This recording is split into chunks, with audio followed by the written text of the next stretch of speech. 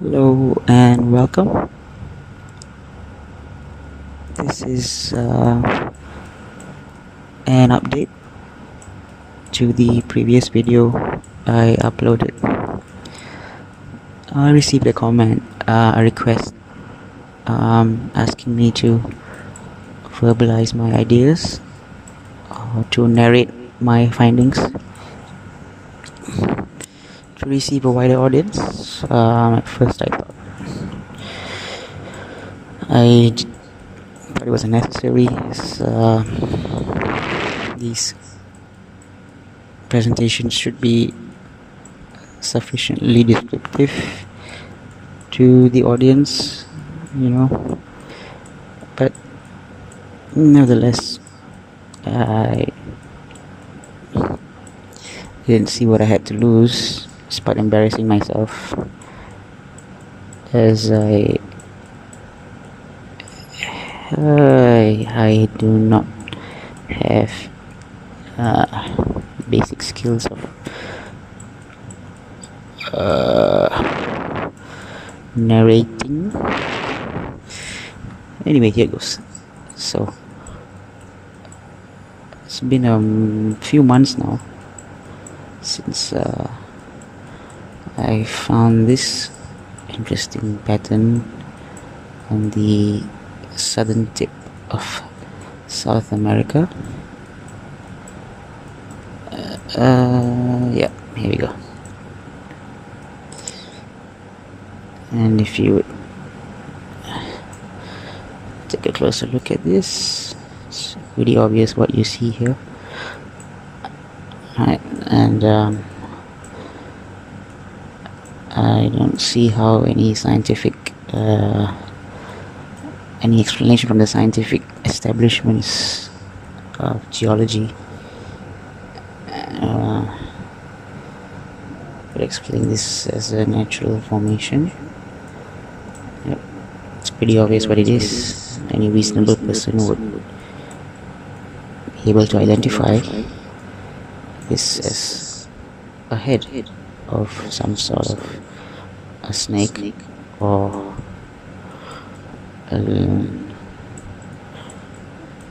taking into the account our ancient historical myths about dragons, and then we have a clearer picture of what this is. And of course, those of you who have been following my uploads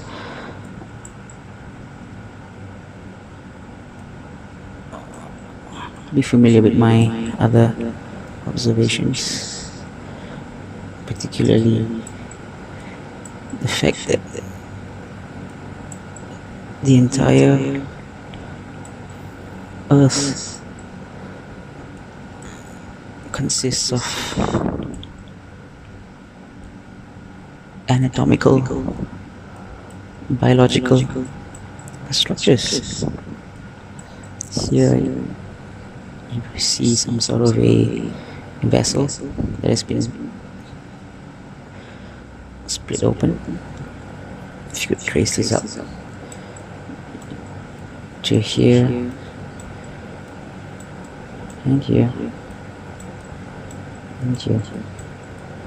So it looks like exactly like a cross section of a heart. And of course,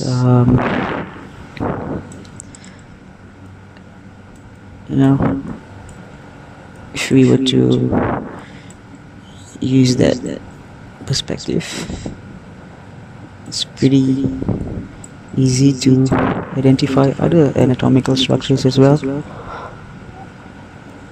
And here you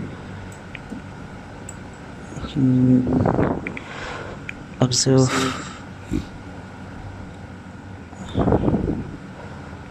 a section of the spinal cord.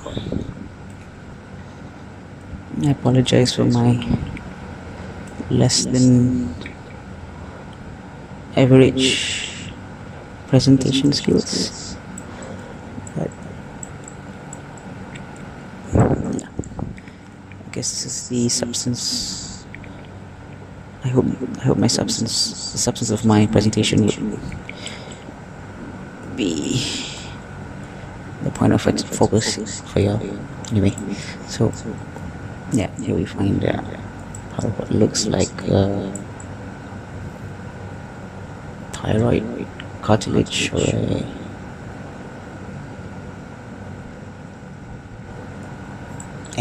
upper airway, and of course, having had experience with medical school and basic anatomy,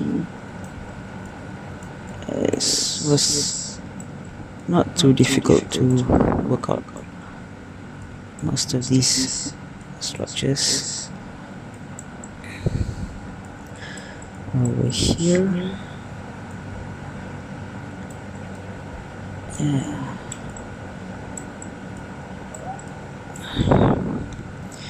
we find this particularly intriguing pattern, which reminded me of a cross-section of the human brain, the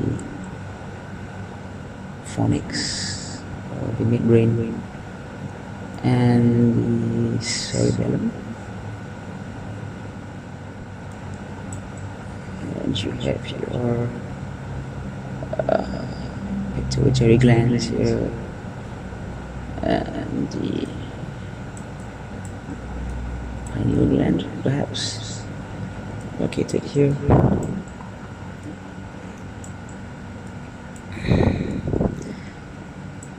Yeah. Anyway, well, I could be accused of intentionally projecting patterns onto my observations, but we find too many correlating features with anatomy. And of course, it's almost impossible to get a complete picture with the obvious distortion of our Earth, or the picture of our Earth by the ones in control.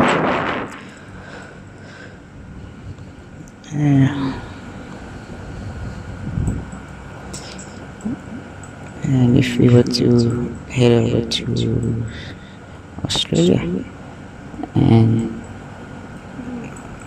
from the proper perspective, you'll be able to identify quite visible patterns of glands. Unable to put my finger on it, but any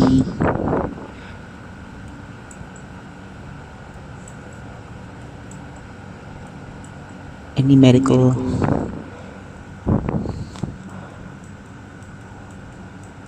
officer or anyone in the medical field or works with anatomy would be able to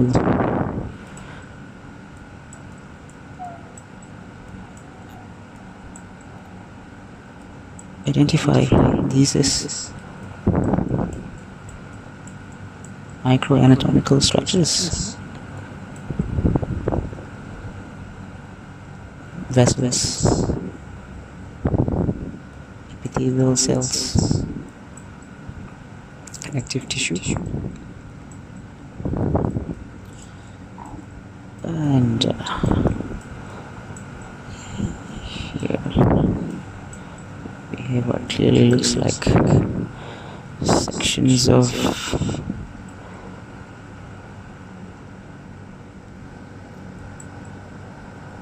spinal cord again.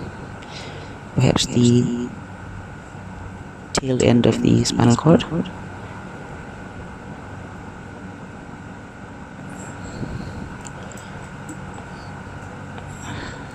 We're all familiar with the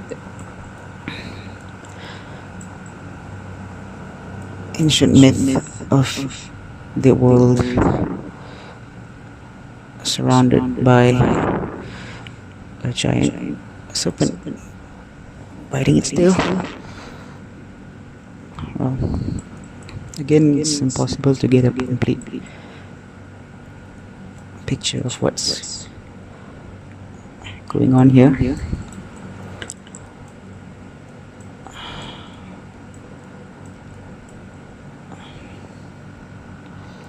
This is where I feel the entire flat Earth versus globe Earth argument at times could be distracting us from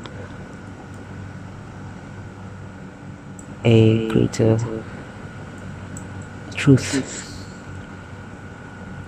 At times, of course, I do appreciate what flat Earth has sparked in humanity, an ability to rethink and reconsider what we were told to be true. And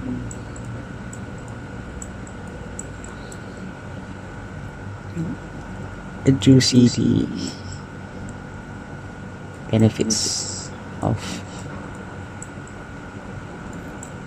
the contributions of the Flat Earth movement. I wouldn't call it a movement, but yeah, you know what I mean. Again, I apologize as I'm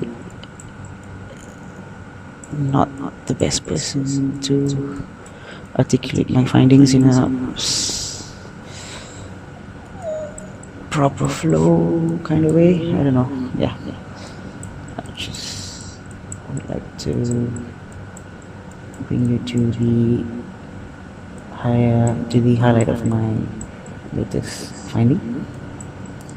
So if we were to trace this part of the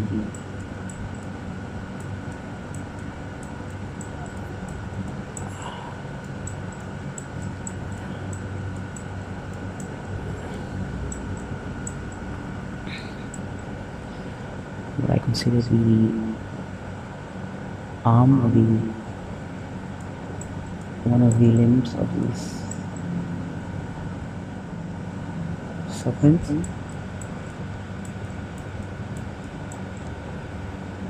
all the way to the edge, we can clearly identify what looks to be like wings, feathers, right here.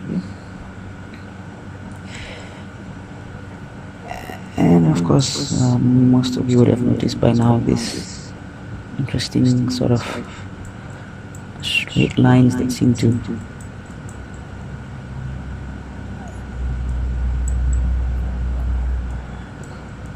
mark the undersea bed.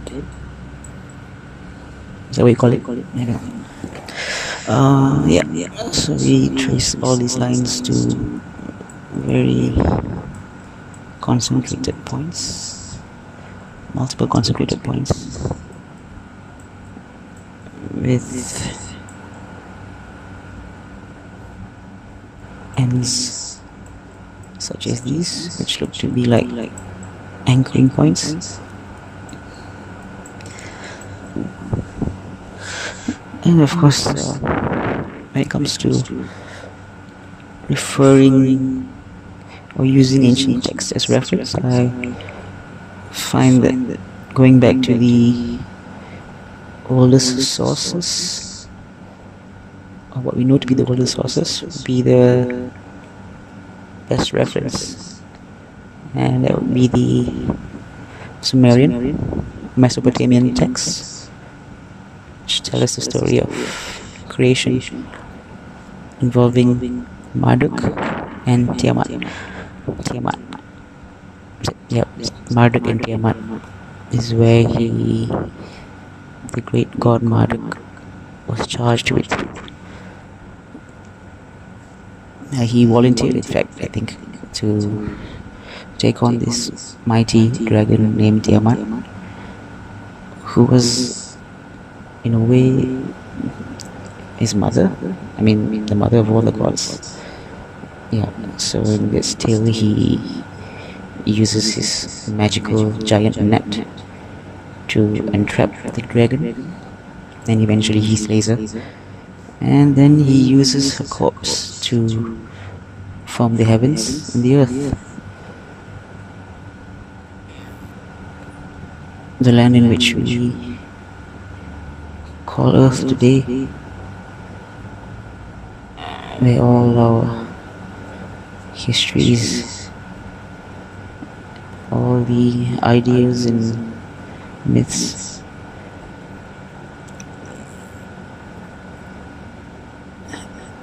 have taken place.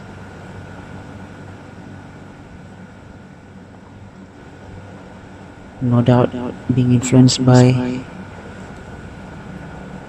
man's own quest for power and control, eventually leading to you and me today, swimming in a sea of confusion, misinformation, but not lost. Because the truth is always just out around the corner, right under our noses, in fact. Sometimes I feel just closing our eyes and looking within